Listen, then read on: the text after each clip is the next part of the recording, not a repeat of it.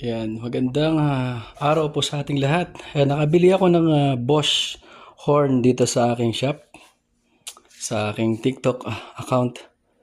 Yan, ito. Ang halaga po nito ay hindi pa umabot ng 500. So, 480 siya. Tapos may ano siya, kasama na doon yung shipping. Okay.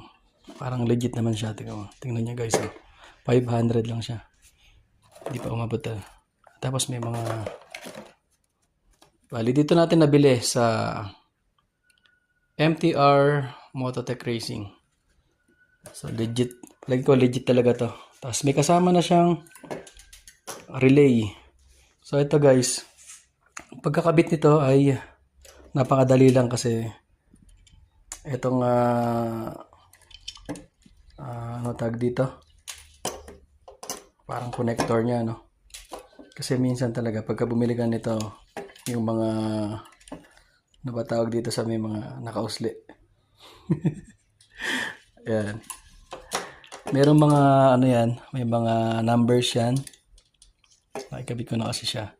80, 86, 88, tama, tsaka 30.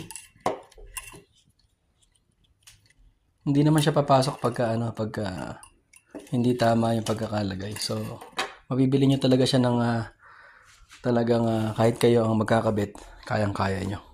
So, ito. Napansin nyo, naikabit ko na. Yung dalawang blue, kabit nyo sa dalawang, sa magkabilang, ano niya, matawag dito.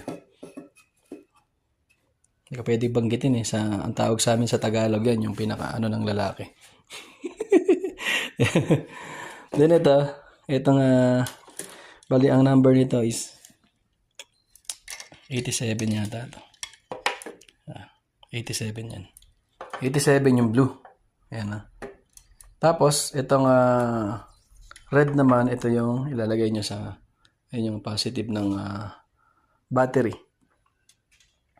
And then ito, sabi sa napanood ko, sa body ground daw to, pero I think ito ay didiretso ko to sa negative ng aking battery. So dudugtungan ko to. Then itong dalawang dilaw na to, kung napansin nyo yung pinagtanggalan nyo ng busina nyo, di ba may dalawa doon na outlet na nakakabit dito. Kung direct lang sa busina nyo, ito yon.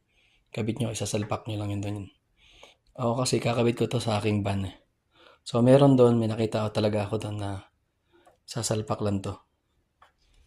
Then ito, napakadali lang ito. Ito sa